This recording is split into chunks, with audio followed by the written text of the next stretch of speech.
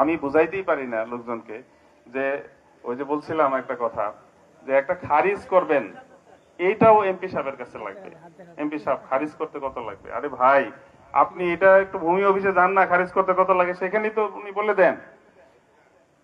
এইখানে ম্যাক্সিমাম উন্নয়নের কার্যক্রম হয় লোকাল গভর্নমেন্টের মাধ্যমে, এটা আপনারা জানেন কিনা জানি না। ইউনিয়নের চেয়ারম্যান, মেম্বার সবকিছুর মাধ্যমে আপনারা সেখানে ধরেন। কাজ না হয় আমাদেরকে ফোন দেন, আমি চেয়ারম্যানকে বলে দেব, আমি সচিবকে বলে দেব, এখানকার মেম্বারদেরকে বলে দেব, সেইভাবে কাজ হবে। ম্যাক্সিমাম ম্যাক্সিমাম কাজ হবে সেখানে। অথচ ভিড় করেন শুধু উপরে, যেই কারণে কাজগুলো আসলে হয় না। হ্যাঁ, যেইখানে আমার কাজ, ধরেন একটা বিল্ডিং পাইতে হবে, ঠিক আছে, এটা অবশ্যই আমার মানে পারমিশন লাগবে। একটা রাস্তা পাকা করতে হবে, সেটা আমার মানে প্রয়োজন লাগবে, আমি সেখানে ডিও দেবো। একটা ব্রিজ করতে হবে, এগুলো লাগবে। কিন্তু ম্যাক্সিমাম কাজ হচ্ছে লোকাল গভর্নমেন্টের। এই বিষয়টা আসলে সচিবকে আমি কিভাবে ধন্যবাদ দেবো জানি না।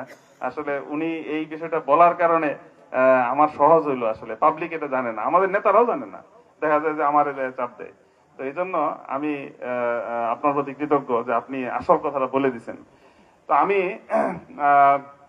আপনাদের প্রতি কৃতজ্ঞতা জানাই, এখানে আমাকে অতিথি করেছেন। আমি অনেক কথাই বলার ছিল, নামাজের সময় হয়ে গেছে, গরম, প্রচন্ড গরমে আপনারা এতক্ষণ আছেন, এই জন্য আরো মানে ধন্যবাদ দিই। আমি একটা বিষয় আপনাদেরকে সতর্ক করছি, ইতিমধ্যে আমার ফেসবুক পেজে এটা দিয়েছি।